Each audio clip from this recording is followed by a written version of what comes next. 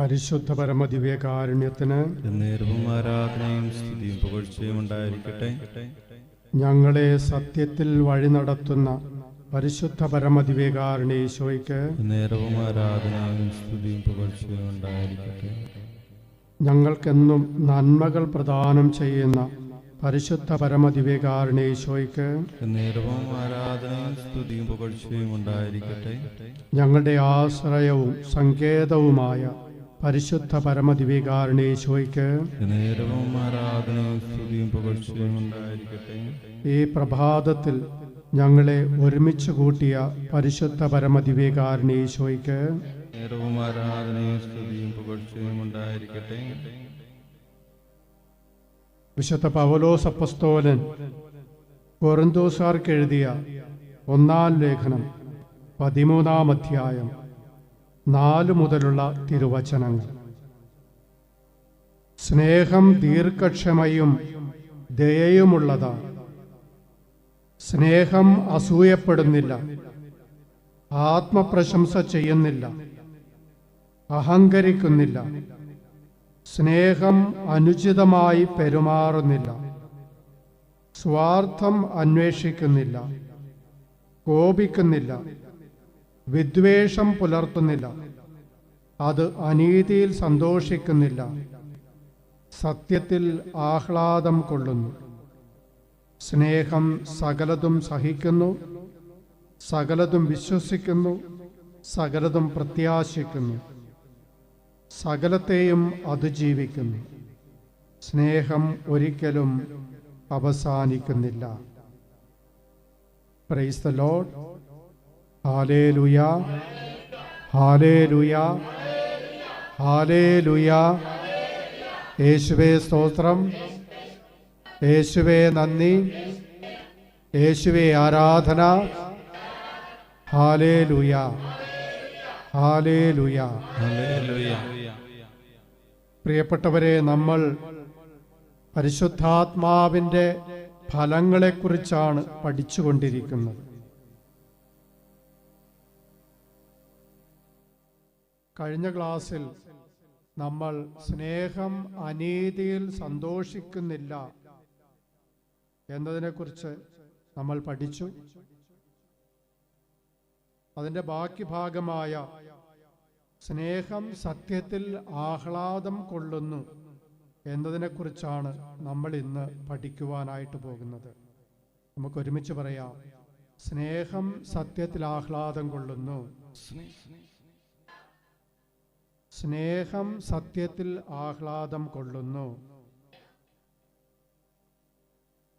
സ്നേഹം സത്യത്തിൽ ആഹ്ലാദം കൊള്ളുന്നു. സന്തോഷത്തോടെയാണോ പറഞ്ഞത്? ആഹ്ലാദത്തോടെയാണോ പറഞ്ഞത്? സ്നേഹമുള്ളവർക്ക് മാത്രമേ ആഹ്ലാദിക്കുവാനായിട്ട് സാധിക്കുകയുള്ളൂ സത്യത്തിൽ. അപ്പോൾ പ്രിയപ്പെട്ടവരെ, എന്താണ് സത്യം? നമ്മൾ ആദ്യം അങ്ങനെ തന്നെ തുടങ്ങാം.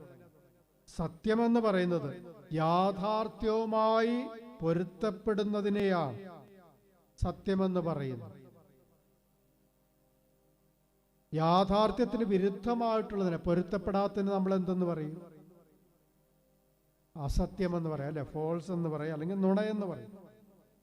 എന്നും നിലനിൽക്കുന്നതും ഒരിക്കലും മാറ്റമില്ലാത്തതുമായ ഒരു യാഥാർത്ഥ്യമാണ് ആര്? ദൈവം. നമ്മൾ ദൈവം സത്യമാണെന്ന് പറഞ്ഞത് അതുകൊണ്ടാണ്. ദൈവം സത്യമാണ് എന്ന് പറയുന്നത് അതുകൊണ്ട് തന്നെയാണ്. ഒരിക്കലും മാറ്റമില്ലാത്ത, സ്ഥിരമായി നിൽക്കുന്ന ഒരു യാഥാർത്ഥ്യമാണ്.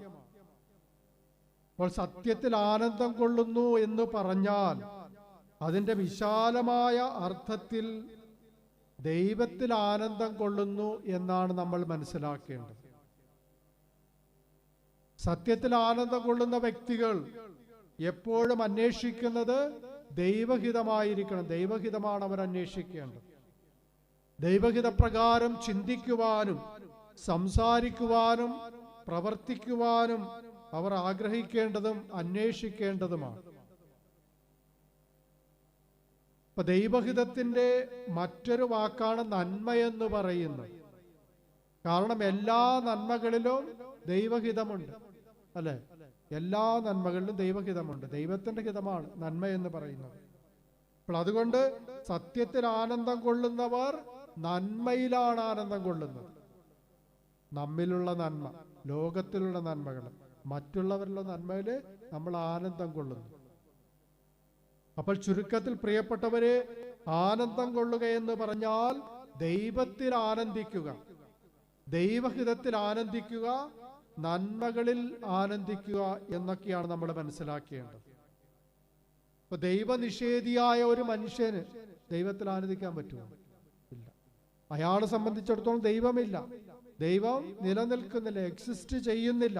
അപ്പൊ അങ്ങനെയുള്ളൊരു വ്യക്തികൾക്ക് ഒരിക്കലും ദൈവത്തിൽ അല്ലെങ്കിൽ ദൈവഹിതത്തിൽ, ദൈവത്തിന്റെ നന്മയിൽ ആനന്ദിക്കുവാനായിട്ട് സാധിക്കുകയില്ല. കാരണം എന്തുകൊണ്ടാണ് അവർ ദൈവത്തെ നിഷേധിക്കുന്നത്? ദൈവത്തോട് സ്നേഹമില്ലാത്തത് കൊണ്ടാണ്. ഇങ്ങനെ ഒരു യാഥാർത്ഥ്യമുണ്ടെന്ന് അവർ വിശ്വസിക്കുന്നില്ല. സ്നേഹമുള്ളവരാണെങ്കിൽ ദൈവത്തിൽ വിശ്വസിക്കും. Hallelujah, hallelujah, hallelujah. പ്രിയപ്പെട്ടവരെ, നന്മയിൽ ആനന്ദം കൊള്ളുന്നവരുടെ മുമ്പിലുള്ള ഏറ്റവും വലിയ വെല്ലുവിളി എന്ന് പറയുന്നത് എങ്ങനെ അനീതിയിൽ സന്തോഷിക്കാമെന്നുള്ള പ്രലോഭനങ്ങളെ അതിജീവിക്കുകയാണ്. കഴിഞ്ഞ ക്ലാസ്സിൽ നമ്മൾ വിശദമായിട്ട് കണ്ടു എങ്ങനെയാണ് നമ്മൾ അനീതിയിൽ സന്തോഷിക്കുന്നത്. അപ്പോൾ അങ്ങനെയുള്ള ഒരു പ്രവണതയെ അതിജീവിക്കണമെങ്കിൽ നമ്മൾ എന്ത് ചെയ്യണം? ഇതാണ് നമ്മുടെ ഏറ്റവും വലിയ വെല്ലുവിളി എന്ന് പറയുന്നത്. കഴിഞ്ഞ ക്ലാസ്സിൽ നമ്മൾ അനീതിയിൽ സന്തോഷിക്കുന്നവരെ കുറിച്ച് നമ്മൾ കണ്ടു. അപരനെ വഞ്ചിക്കുന്നതിൽ അഭിമാനം കൊള്ളുന്ന, ആ തിന്മയെ ന്യായീകരിക്കുന്ന ലാബാനെ കുറിച്ച് നമ്മൾ പഠിച്ചതാണ്. അതുപോലെ അസൂയമൂത്ത് സ്വന്തം സഹോദരനെ ഇല്ലായ്മ ചെയ്യാൻ തക്കവിധം ഹൃദയം കഠിനമാക്കിയ ജോസഫിന്റെ സഹോദരന്മാരെ കുറിച്ച് നമ്മൾ പഠിച്ചു കഴിഞ്ഞു. സ്വന്തം ഇഷ്ടങ്ങൾക്കും താല്പര്യങ്ങൾക്കും വേണ്ടി അവരനെ ചൂഷണം ചെയ്യുകയും ജയിലിൽ അടക്കുകയും ചെയ്ത പൊത്തിഫറിന്റെ ഭാര്യയെ കുറിച്ച് നമ്മൾ കണ്ടു. ഇവരൊക്കെ പ്രിയപ്പെട്ടവരെ അനീതിയിൽ സന്തോഷിച്ച വ്യക്തികളായിരുന്നു എന്നാണ് കഴിഞ്ഞ ക്ലാസ്സിൽ നമ്മൾ പഠിച്ചത്. നമ്മൾ ആനന്ദം കണ്ടെത്തേണ്ടത് എവിടെയാണ്? സത്യത്തിലാണോ, നീതിയിലാണോ, അനീതിയിലാണോ? സത്യത്തിലാണ് നമ്മൾ ആനന്ദം കണ്ടെത്തേണ്ടത്. സത്യത്തിലും നീതിയിലും നന്മയിലുമൊക്കെയാണ് നമ്മൾ ആനന്ദം കണ്ടെത്തേണ്ടത്. ഇവയിൽ സന്തോഷം കണ്ടെത്താൻ പറ്റുന്നില്ല എങ്കിൽ അതിന്റെ അർത്ഥം എന്താ? നമ്മൾ അനീതിയിൽ സന്തോഷിക്കുന്നവരാണ് എന്നുള്ളതാണ്, നമ്മളിൽ സ്നേഹമില്ല എന്നുള്ളതാണ്. ഒരുമിച്ച് വിളിക്കാം, ഈശോയേ. സ്വരമുയർത്തി വിളിക്കാം, സന്തോഷത്തോടെ വിളിക്കാം, ആത്മാവിൽ നിറഞ്ഞു വിളിക്കാം,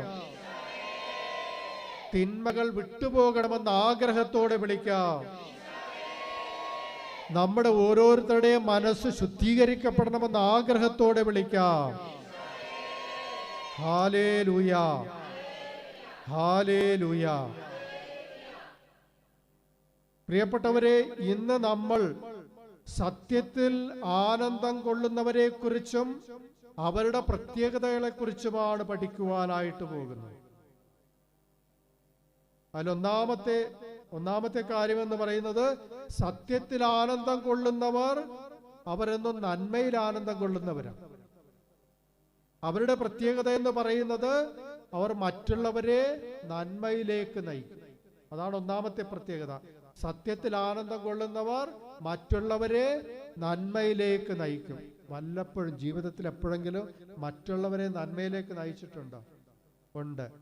അപ്പോൾ നമ്മൾ സന്തോഷിക്കണം. Praise the lord, hallelujah, hallelujah. പ്രിയപ്പെട്ടവരെ, മറ്റുള്ളവരെ നന്മയിലേക്ക് നയിക്കുക എന്ന് പറയുന്നത് അതൊരു ക്രിസ്തു മനോഭാവമാണ്, മറ്റാരുടെ മനോഭാവമല്ല, ക്രിസ്തുവിന്റെ മനോഭാവമാണ്. ക്രിസ്തുവാണ് നമ്മളെ അത് പഠിപ്പിച്ചത്. അതൊരു സ്നേഹത്തിന്റെ പ്രവൃത്തിയാണ്.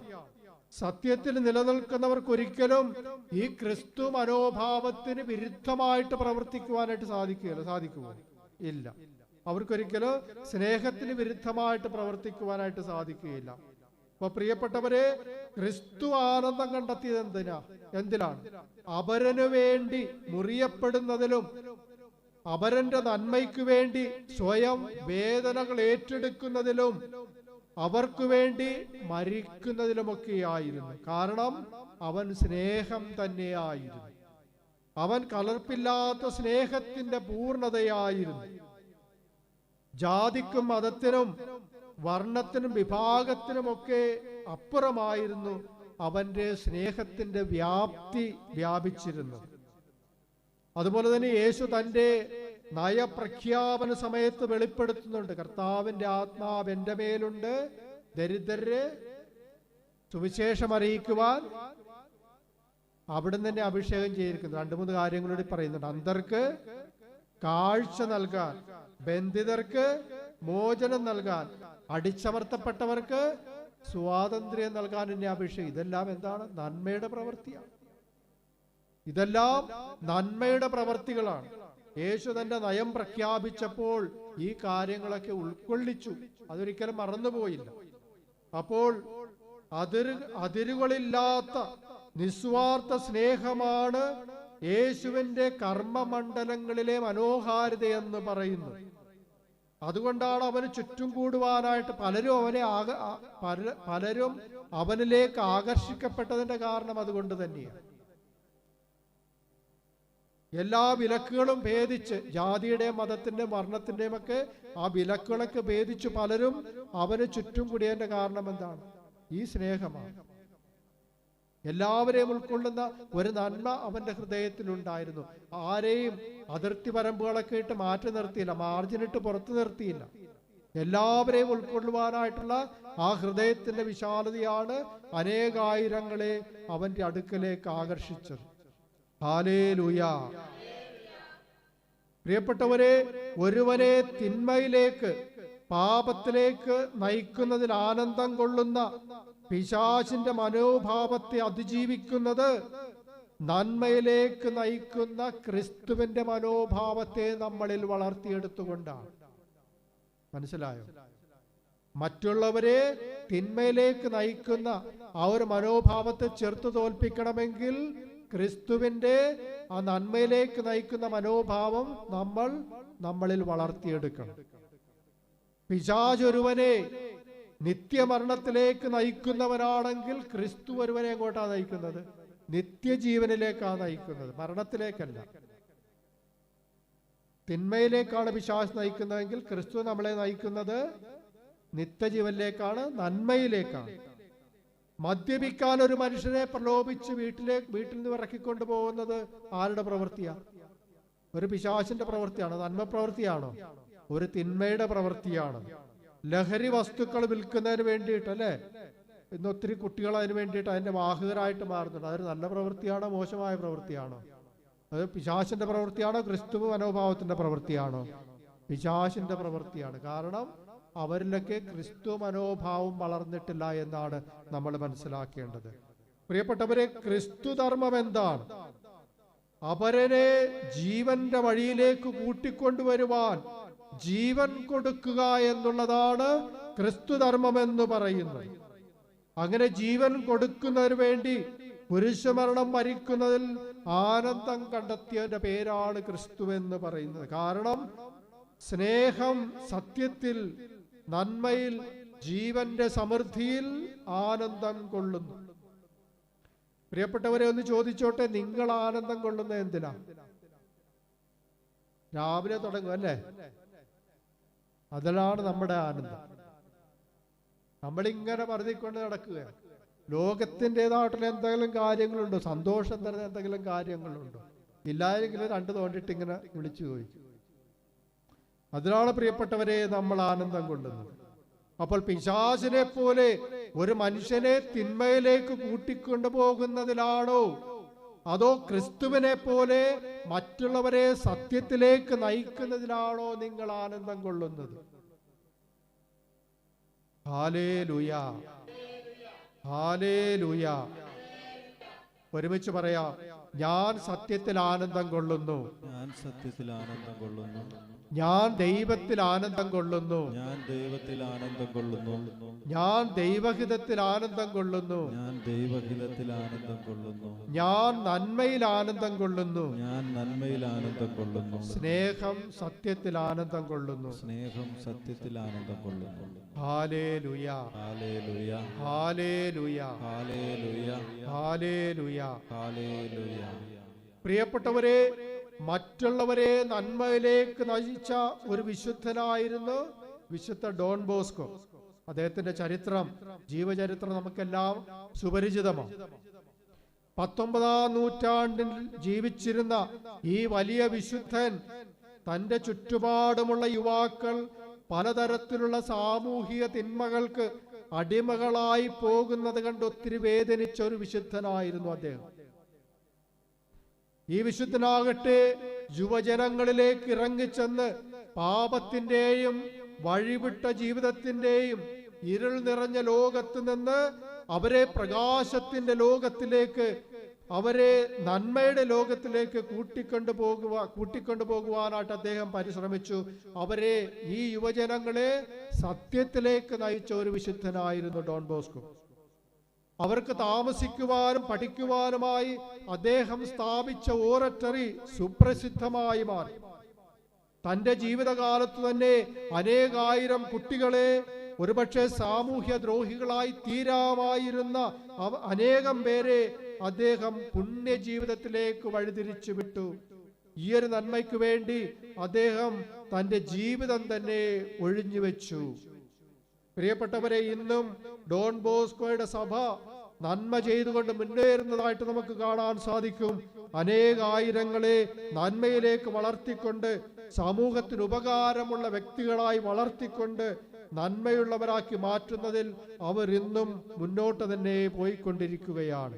Hallelujah, hallelujah.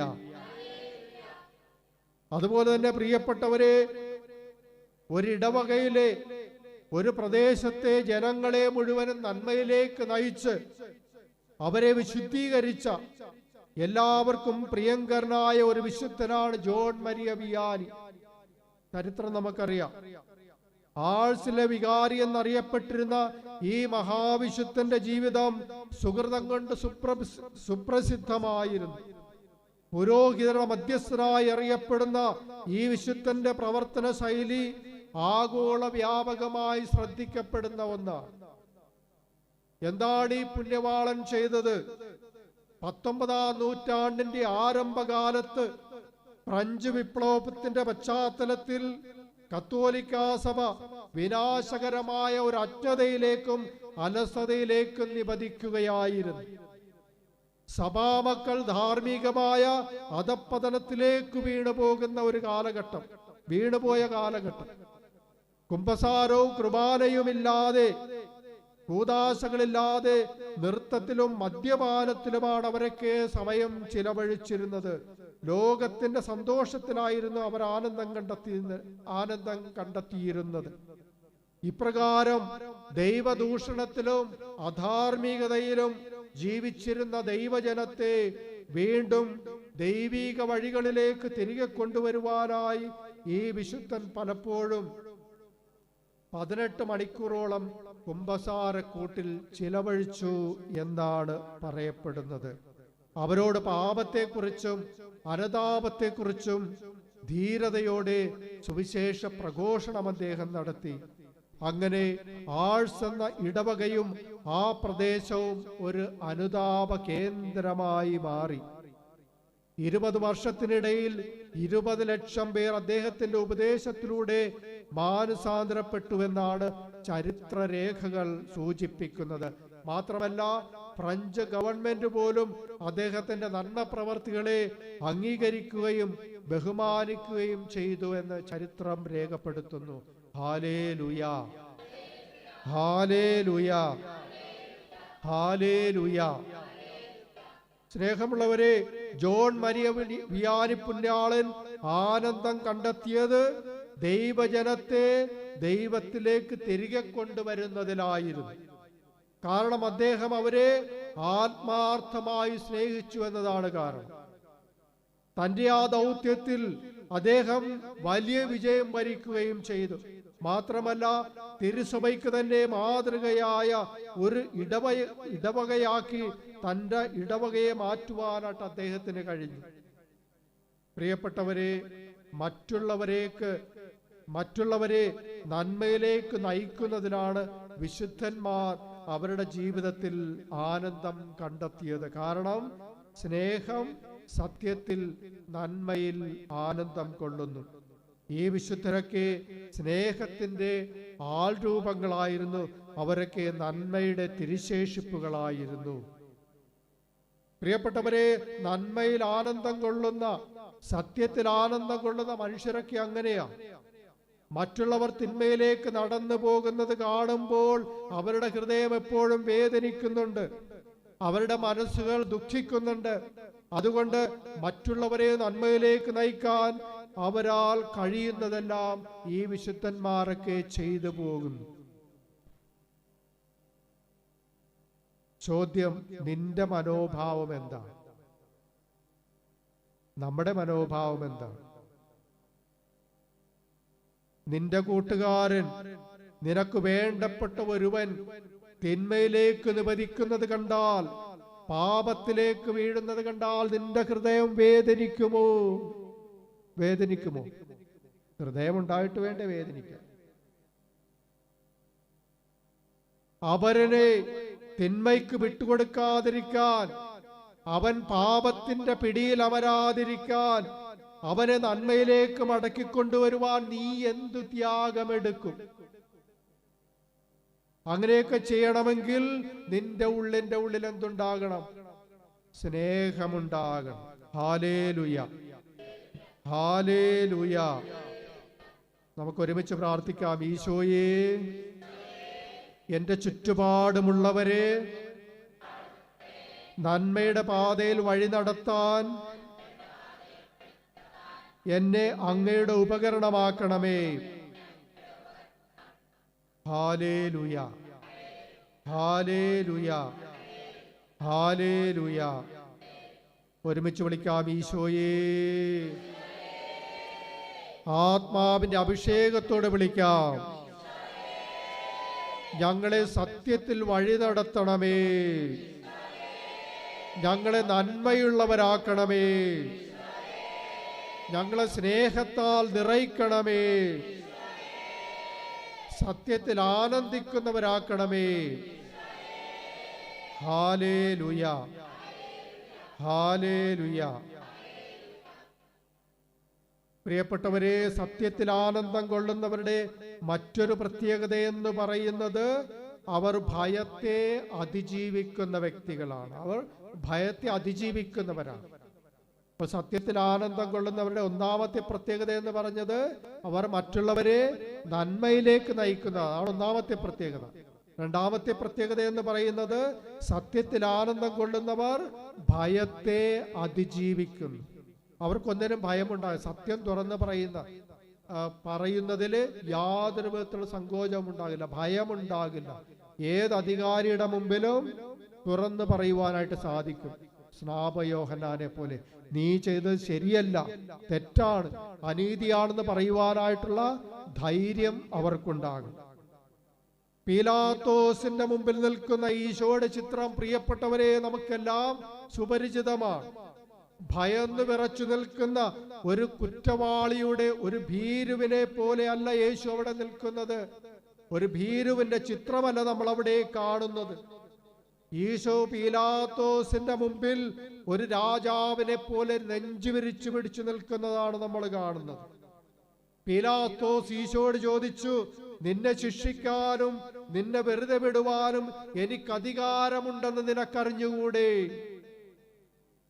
അപ്പോൾ ഈശോ ധീരതയോടെ മറുപടി പറഞ്ഞു, ഉന്നതത്തിൽ നിന്ന് നൽകപ്പെട്ടില്ലായിരുന്നുവെങ്കിൽ എന്റെ മേൽ നിനക്ക് യാതൊരു അധികാരവും ഉണ്ടാകുമായിരുന്നില്ല. ഈശോവിനോട് ധൈര്യപൂർവ്വം തന്റെ ആഗമന ഉദ്ദേശം വെളിപ്പെടുത്തുന്നുണ്ട്. ഞാൻ വന്നിരിക്കുന്നത് സത്യത്തിന് സാക്ഷ്യം നൽകുന്നതിന് വേണ്ടിയിട്ടാണ്. എന്തിനു വേണ്ടിയാണ്? സത്യത്തിന് സാക്ഷ്യം നൽകുന്നതിന് വേണ്ടിയിട്ടാണ്. അപ്പോൾ യേശു ഒരിക്കലും തന്റെ ലക്ഷ്യം മറന്നിട്ടില്ല. നീ യഹൂദരുടെ രാജാവാണോ എന്ന് പീലാത്തോസ് ഈശോയോട് ചോദിച്ചപ്പോൾ ഈശോ മറുപടി പറഞ്ഞു, നീ തന്നെ അത് പറഞ്ഞു കഴിഞ്ഞിരിക്കുന്നുവെന്ന്. പ്രിയപ്പെട്ടവരെ, വിധിക്കുന്ന നേരത്ത് പോലും അധികാരികളുടെ മുമ്പിൽ സത്യത്തിനു വേണ്ടി നിലകൊള്ളുവാനുള്ള അവന്റെ ധൈര്യത്തിന് കാരണം ഈ ഭയമില്ലായ്മയാണ്. പീലാത്തോസിന്റെ മുമ്പിൽ മാത്രമല്ല, ഹെരോദേസിന്റെ മുമ്പിലും കയ്യഫാസിന്റെ മുമ്പിലും അന്നാസിന്റെ അരമനകളിലും വിചാരണ ചെയ്യപ്പെടുമ്പോഴെല്ലാം ഈശോ ധീരതയോടുകൂടി നിൽക്കുകയായിരുന്നു.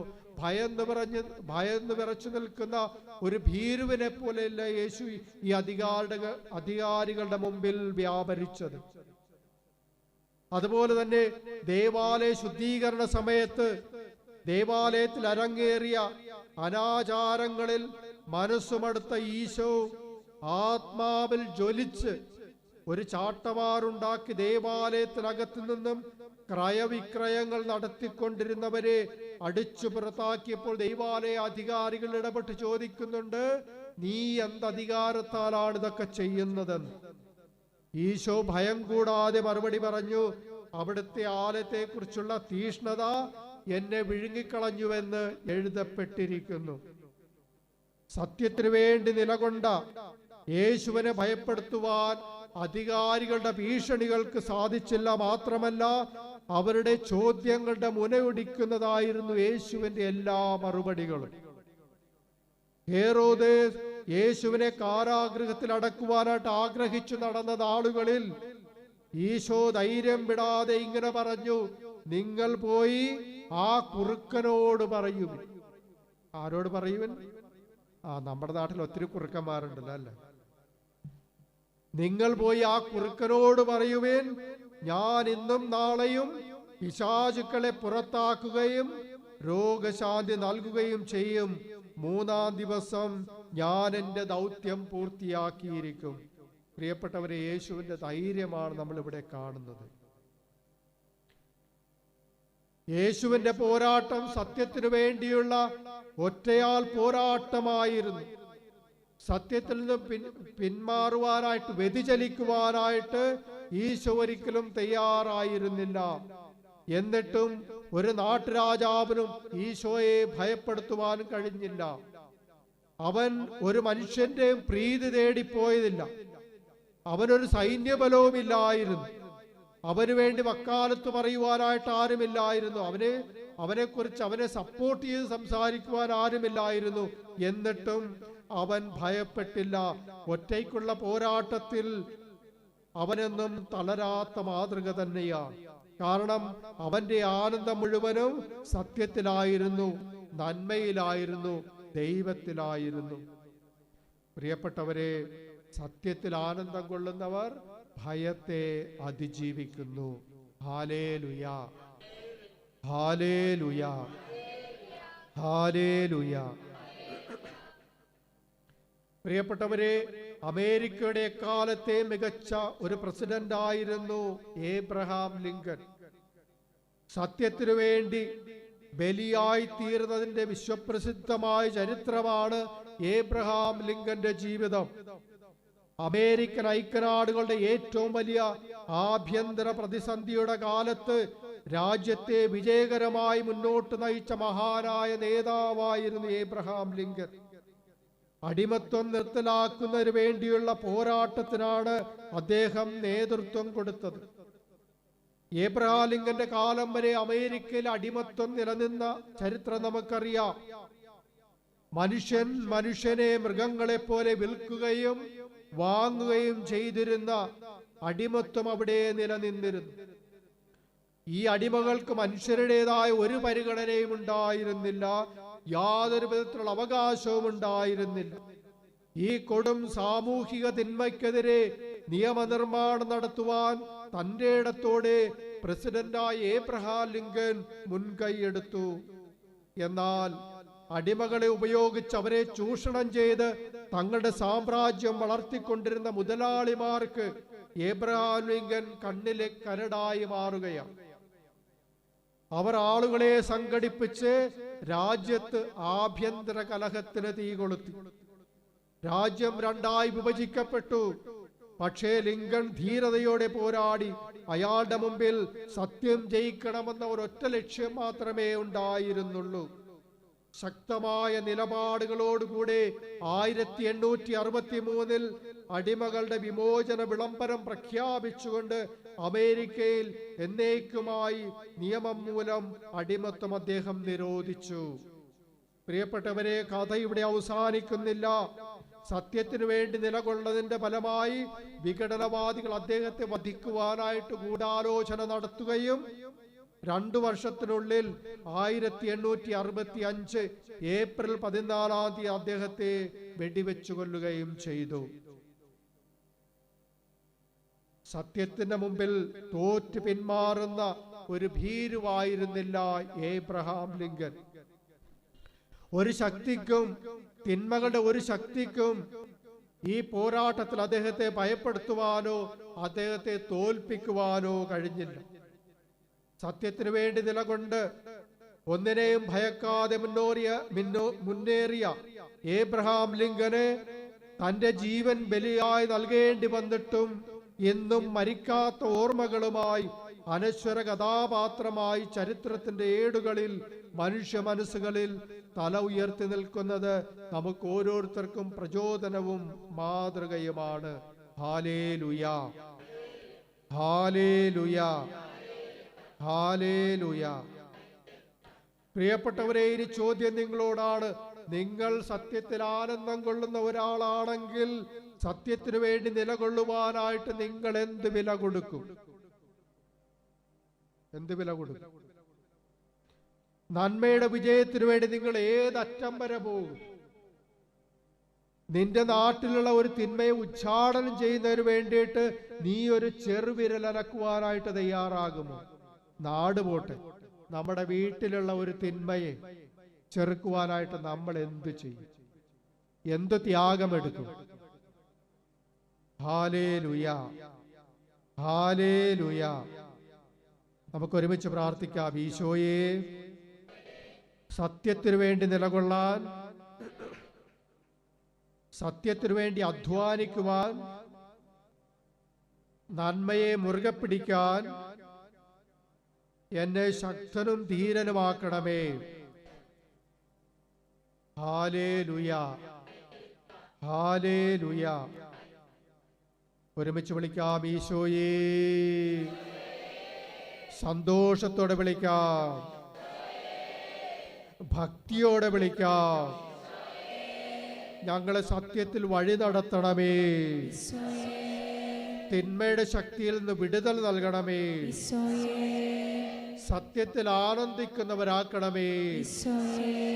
Hallelujah, hallelujah.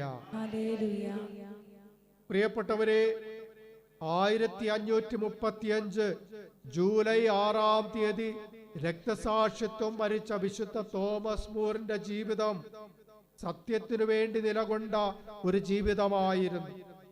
അധികാരികളെ ഭയക്കാത്ത ഒരു ജീവിതമായിരുന്നു. ചരിത്രം നമുക്കറിയാം. 43-ാമത്തെ വയസ്സിൽ അദ്ദേഹത്തെ ഇംഗ്ലണ്ടിലെ ധനകാര്യാലയത്തിന് ഉപാധ്യക്ഷനായും ജനസഭയുടെ സ്പീക്കറായും കേംബ്രിഡ്ജ്, ഓക്സ്ഫോർഡ് സർവകലാശാലകളുടെ രക്ഷാധികാരിയായും നിയമിതനായി. 51-ാമത്തെ വയസ്സിൽ ഇംഗ്ലണ്ടിലെ സമുന്നത പദവിയായ ലോർഡ് ചാൻസലറായി അദ്ദേഹം ഉയർത്തപ്പെട്ടു. ഹെൻറി 8-ാമനായിരുന്നു അന്നത്തെ ഇംഗ്ലണ്ടിലെ രാജാവ്.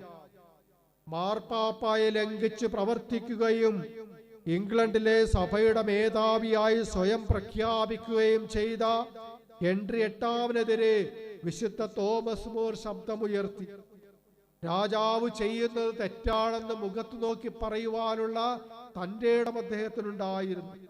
ഈ അനീതിക്ക് താൻ കൂട്ടുനിൽക്കില്ല എന്നും അദ്ദേഹം രാജാവിന്റെ മുഖത്തു നോക്കി രാജാവിന്റെ മുമ്പിൽ വ്യക്തമാക്കി.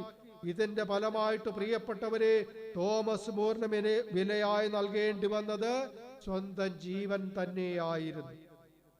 ഹെൻറി 8-ാമന്റെ വിവാഹമോചനത്തിനും പുനർവിവാഹത്തിനും മാർപ്പാപ്പയെ നിരാകരിച്ച് ഇംഗ്ലണ്ടിലെ സഭാധികാരിയാകുവാനുമുള്ള ഹെൻറി 8-ാമന്റെ ശ്രമങ്ങൾക്കും അംഗീകാരം നൽകാതിരുന്നതിന്റെ ഫലമായിട്ട് 1535 ജൂലൈ 6 ലണ്ടനിലെ ടവർ ഹില്ലിൽ വെച്ച് രാജകൽപ്പന പ്രകാരം അദ്ദേഹത്തെ വളരെ നീചമായി കഴുത്തറുത്തു കൊലപ്പെടുത്തി.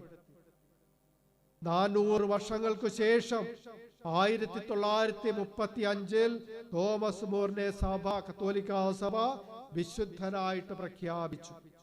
2000 പുണ്യസ്മരണാർഹനായ ജോൺ പോൾ രണ്ടാമൻ പാപ്പ അദ്ദേഹത്തെ രാഷ്ട്രീയ നേതാക്കളുടെ മധ്യസ്ഥനായിട്ട് പ്രഖ്യാപിച്ചു.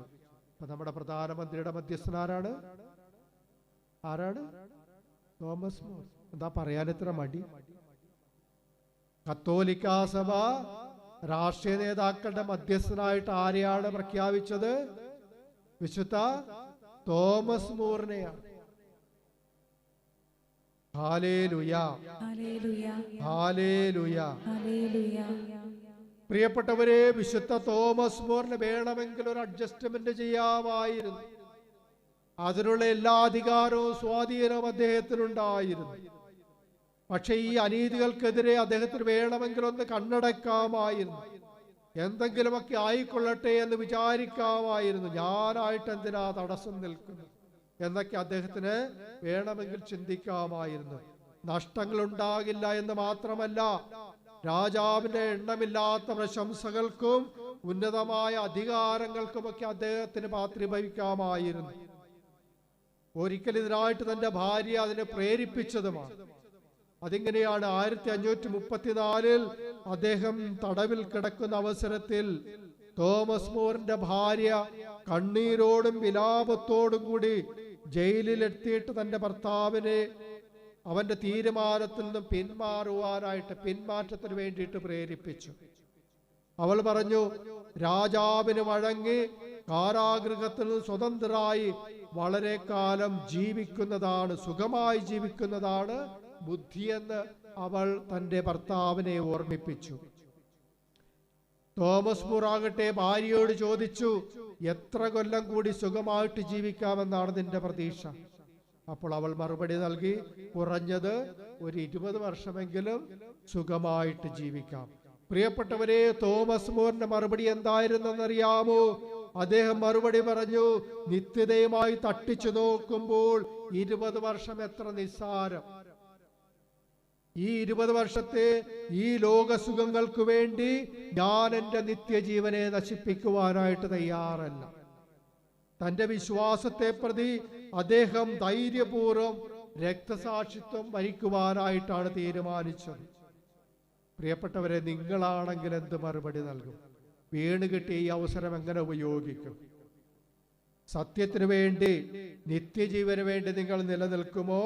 അതോ ഈ ലോക ജീവിതത്തിലെ നിസ്സാരമായ സുഖ സൗകര്യങ്ങൾക്ക് വേണ്ടിയിട്ട് നിങ്ങളുടെ നിത്യജീവൻ വേണ്ട എന്ന് നിങ്ങൾ വയ്ക്കുമോ? അധികം ചോദ്യമൊന്നും ചോദിക്കണ്ട, കാര്യം പറഞ്ഞ് പോയാൽ മതി അല്ലേ? എന്തിനാ ഇല്ലാത്ത ചോദ്യങ്ങളൊക്കെ ചോദിച്ച് വിഷമിപ്പിക്കണത്? പ്രിയപ്പെട്ടവരെ, സത്യത്തിൽ മാത്രം ആനന്ദം കൊണ്ട് തോമസ് മൂറിന്റെ മനസ്സാഗ്രഹിച്ചത് മനുഷ്യന് നൽകാൻ കഴിയുന്ന ജീവനെയല്ല, മറിച്ച് ദൈവത്തിന് മാത്രം നൽകാൻ കഴിയുന്ന നിത്യജീവനെ കുറിച്ചാണ്. കാരണം സ്നേഹത്തിൽ ആനന്ദം കൊള്ളുന്ന, സത്യത്തിൽ ആനന്ദം കൊള്ളുന്ന ഒരു മനസ്സിന്റെ ഉടമയായിരുന്നു വിശുദ്ധനായ തോമസ് മൂർ.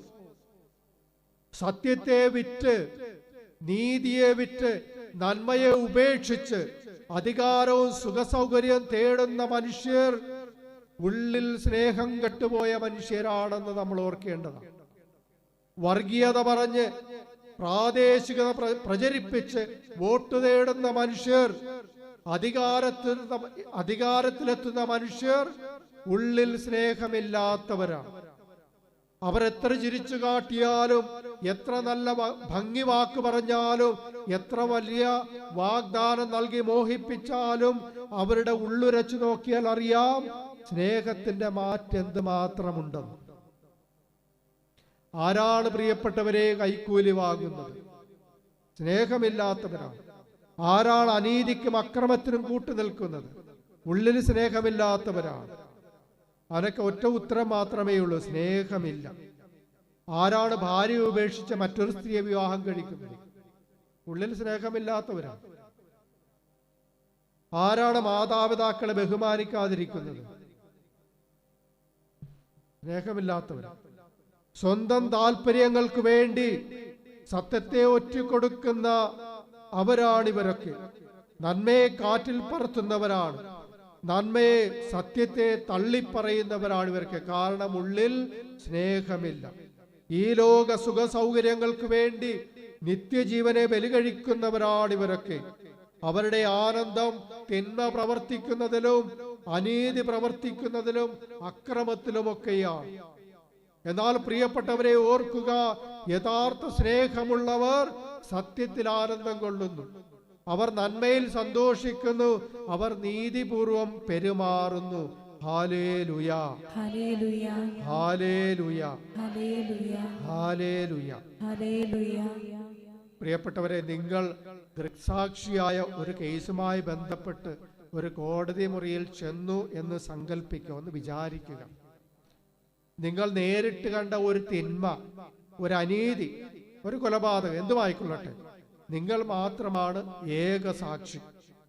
കുറ്റകൃത്യം നടത്തിയ ആൾ, കൊലപാതകം ചെയ്ത ആൾ നിങ്ങളെ സമീപിച്ചിട്ട് പറയുകയാണ്, നിങ്ങൾ കണ്ട കാര്യം കണ്ടില്ല എന്ന് കോടതി മുമ്പാകെ സാക്ഷ്യം നൽകണം, പറയണം. 10 ലക്ഷം രൂപ പ്രതിഫലമായിട്ട് നൽകാം. 10 ലക്ഷം രൂപ പ്രതിഫലമായിട്ട് നൽകാം. നിങ്ങൾ എന്ത് പറയും? ഓണമൊക്കെ അല്ല, നല്ലൊരു ഓഫറാ വന്നിരിക്കുന്നത്. എന്ത് പറയും? അത് മാത്രമല്ല, മക്കൾക്ക് ഗവൺമെന്റ് സർക്കാർ ജോലി, നിങ്ങൾക്ക് നല്ലൊരു വീടും വെച്ച് തരാം. 10 ലക്ഷം രൂപ. ഇതെല്ലാം കഴിഞ്ഞിട്ട് 10 ലക്ഷം രൂപ. നിങ്ങൾ എന്ത് പറയും? വേണ്ട എന്ന് പറയും. വേണ്ട എന്ന് പറയും. പറയുമ്പോഴൊരു സന്തോഷമില്ലല്ലോ, സങ്കടത്തോട്. ധനവാൻ വന്നിട്ടല്ലേ നിത്യജീവൻ അവകാശമാക്കാൻ എന്ത് ചെയ്യണം? കർത്താവ് പറഞ്ഞ് എല്ലാം ഉപേക്ഷിക്കാൻ പറഞ്ഞു. അപ്പോൾ അയാൾ എങ്ങനെയാ പോയത്? ആ സങ്കടത്തോടെയാ പറയുന്നത്. ഞാൻ hallelujah, hallelujah, hallelujah, hallelujah. Hallelujah. പ്രിയപ്പെട്ടവരെ, സത്യത്തെ ഒറ്റിക്കൊടുക്കുന്നവർ ഓർക്കണം, നിങ്ങൾ ഒറ്റിക്കൊടുക്കുന്നത് ക്രിസ്തു മനോഭാവത്തെയാണ്. തിന്മയുടെ പക്ഷം ചേർന്ന് നന്മയെ ഒറ്റിക്കൊടുക്കുന്നവർ ഓർക്കണം, നിങ്ങൾ തള്ളിപ്പറയുന്നത് ക്രിസ്തുവിനെയാണ്, ക്രിസ്തുവിന്റെ മനോഭാവത്തെയാണ്. നിങ്ങൾ കണ്ടില്ല എന്ന് വയ്ക്കുന്നത് ദൈവഹിതത്തെയാണ്. Hallelujah, hallelujah, hallelujah. ഹല്ലേലൂയ. പ്രിയപ്പെട്ടവരെ, സ്നേഹമുള്ളവർക്ക്, യഥാർത്ഥ സ്നേഹമുള്ളവർക്ക് സത്യത്തിനെതിരായിട്ട് നിലപാടെടുക്കുവാൻ സാധിക്കുകയില്ല. തിന്മയ്ക്കെതിരെ കണ്ണടയ്ക്കുവാനായിട്ട് സാധിക്കുകയില്ല. അനീതിയുടെ മുമ്പിൽ നിസ്സംഗതയോടെ നിൽക്കുവാനായിട്ട് സാധിക്കുകയില്ല. വിശുദ്ധ തോമസ് മൂറിനെ പോലെ സത്യത്തിനു വേണ്ടി നിലനിൽക്കാനും വേണ്ടി വന്നാൽ ജീവൻ കൊടുക്കുവാനും സാധിക്കണമെങ്കിൽ നിന്റെ ഉള്ളിൽ പരിശുദ്ധമായ ദൈവസ്നേഹവും കറയില്ലാത്ത, കളങ്കമില്ലാത്ത പരസ്നേഹവും ഉണ്ടാകണം. കലർപ്പില്ലാത്ത പരിശുദ്ധമായത്തിന്റെ സ്നേഹത്തിന്റെ ഊർജം കൊണ്ടായിരിക്കണം നമ്മുടെ ഹൃദയം എപ്പോഴും സ്പന്ദിക്കേണ്ടത്. Hallelujah, hallelujah, hallelujah. ഹല്ലേലൂയ. ഉറക്കെ വിളിക്കാം, ഈശോയേ. ഈശോയേ, വിശ്വാസത്തോടെ വിളിക്കാം, ഈശോയേ, സ്നേഹത്തോടെ വിളിക്കാം, ഈശോയേ, നമ്മളെ തന്നെ പൂർണ്ണമായി സമർപ്പിച്ചുകൊണ്ട് വിളിക്കാം. ഈശോയേ, സത്യത്തിന് നിലനിൽക്കണമെന്ന ആഗ്രഹത്തോടെ വിളിക്കാം. ഈശോയേ, നന്മയിൽ ജീവിക്കണമെന്ന ആഗ്രഹത്തോടെ വിളിക്കാം. ഈശോയേ, ക്രിസ്തു മനോഭാവത്തിൽ ജീവിക്കണമെന്ന ആഗ്രഹത്തോടെ വിളിക്കാം. ഈശോയേ, എല്ലാ തിന്മകളും വിട്ടുപേക്ഷിച്ചുകൊണ്ട് വിളിക്കാം. ഈശോയേ. Hallelujah, hallelujah, hallelujah. ഹല്ലേലൂയ. നമുക്ക് കണ്ണുകളടക്കാം. മറ്റുള്ളവരെ നന്മയിലേക്ക് നയിക്കുന്ന, ക്രിസ്തു മനോഭാവത്തിലേക്ക് നയിക്കുന്ന വ്യക്തികളായി പരിശുദ്ധാത്മാവ് നമ്മെ രൂപപ്പെടുത്തട്ടെ. ഈ ക്രിസ്തു മനോഭാവം സാധ്യമാണെന്ന് വിശുദ്ധ ഡോൺ ബോസ്കോ തൻ്റെ ജീവിതത്തിലൂടെ നമ്മെ കാണിച്ചു തന്നു. ഒരു ജനതയെ മുഴുവൻ വിശുദ്ധീകരിച്ച് ദൈവമക്കളാക്കിയ വിശുദ്ധ ജോൺ മരിയ വിയാനിയുടെ ത്യാഗവും സ്നേഹവും കഠിനാധ്വാനവും നമുക്ക് പ്രചോദനമാകട്ടെ. സത്യത്തിനു വേണ്ടി ഭയമില്ലാതെ നിലകൊണ്ട വിശുദ്ധ തോമസ് മൂർ, ഏബ്രഹാം ലിങ്കൻ നമുക്കൊരിക്കലും മറക്കാനാവാത്ത അനശ്വര കഥാപാത്രങ്ങളാണ്. പരിശുദ്ധാത്മാവ് നമ്മെ സത്യത്തിൽ വഴി നടത്തട്ടെ. സത്യത്തിൽ ആനന്ദിക്കുന്ന വ്യക്തികളാക്കി നമ്മെ ഓരോരുത്തരെയും രൂപപ്പെടുത്തട്ടെ. നമുക്കൊരുമിച്ച് പ്രാർത്ഥിക്കാം. ഈശോയെ, സത്യത്തിനു വേണ്ടി നിലകൊള്ളാൻ, സത്യത്തിൽ ആനന്ദിക്കുവാൻ, നന്മയിൽ വളരാൻ, നന്മയിൽ സന്തോഷിക്കുന്നവരാകാൻ ഞങ്ങളെ പരിശീലിപ്പിക്കണമേ. പരിശുദ്ധാത്മാവിനാൽ അഭിഷേകം ചെയ്യണമേ. ആമേൻ. ഹല്ലേലൂയ. ഹല്ലേലൂയ. പ്രിയപ്പെട്ടവരെ, നമുക്ക് എഴുന്നേറ്റ് നിൽക്കാം. നമ്മെ രൂപപ്പെടുത്തുന്ന പരിശുദ്ധാത്മാവിന്റെ അഭിഷേകം നമ്മളിലേക്ക് ഇറങ്ങി വരുവാനായിട്ട് നമുക്ക് ആഗ്രഹിക്കാം. നമ്മെ ഓരോരുത്തരെയും സ്നേഹത്തിൽ നിലനിർത്തുന്നത്, സത്യത്തിൽ വഴി നടത്തുന്നത്, നന്മയിൽ രൂപപ്പെടുത്തുന്നത് പരിശുദ്ധാത്മാവാണ്. ഈ ആത്മാവാൽ രൂപപ്പെടുന്നതിന് വേണ്ടിയിട്ട് നമുക്ക് ആഗ്രഹിച്ച് ദാഹിച്ച് പ്രാർത്ഥിക്കാം. കരമടിച്ച് പാടാം.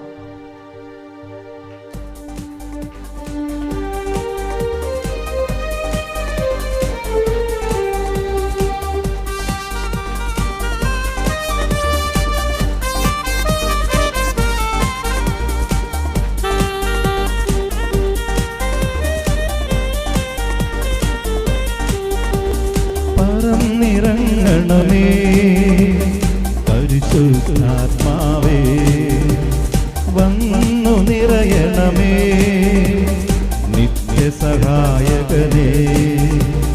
പറന്നിറങ്ങണമേ പരിശുദ്ധാത്മാവേ, വന്നു നിറയണമേ നിത്യസഹായകനേ. കത്തി പടരണമേ, നിറഞ്ഞു കവിഞ്ഞൊഴുകണമേ. കത്തി പടരണമേ, നിറഞ്ഞു കവിഞ്ഞൊഴുകണമേ. ആത്മാവേ, പവനാത്മാവേ, പുതിയൊരു ജനനം നൽകിടണേ. ആത്മാവേ, പവനാത്മാവേ, പുതിയൊരു ജനനം നൽകിടണേ. പറന്നിറങ്ങണമേ പരിശുദ്ധാത്മാവേ, വന്നു നിറയണമേ നിത്യഗായകനേ. ഹല്ലേലൂയ. ഹല്ലേലൂയ.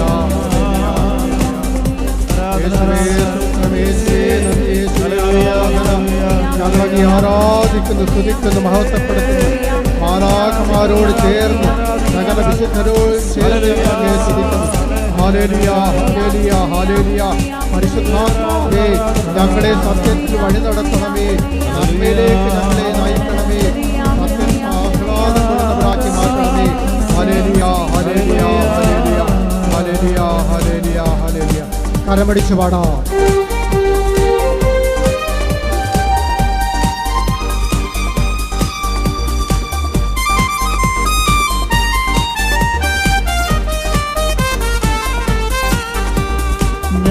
ജ്ഞാനത്തിനാത്മാവേ, എന്നിൽ നിറയണമേ.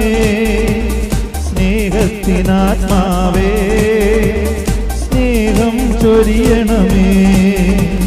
ജ്ഞാനത്തിനാത്മാവേ, എന്നിൽ നിറയണമേ. സ്നേഹത്തിനാത്മാവേ, സ്നേഹം ചൊരിയണമേ. സോളമന്റെ ത്യാഗം പോലെ, സ്വർഗീയ സ്നേഹം പോലെ. സോളമന്റെ ത്യാഗം പോലെ, സ്വർഗീയ സ്നേഹം പോലെ. ആത്മാവേ, എന്നിൽ നിറഞ്ഞിടണേ. ആത്മാവേ, എന്നിൽ നിറഞ്ഞിടണേ. പറന്നിറങ്ങണമേ പരിശുദ്ധാത്മാവേ വന്നു നിറയണമേ നിത്യസഹായകനേ കത്തി പടരണമേ നിറഞ്ഞു കവിഞ്ഞൊഴുകണമേ കത്തി പടരണമേ നിറഞ്ഞു കവിഞ്ഞൊഴുകണമേ ആത്മാവേ പവനാത്മാവേ പുതിയൊരു ജനനം നൽകിടണേ ആത്മാവേ പവനാത്മാവേ പുതിയൊരു ജനനം നൽകിടണേ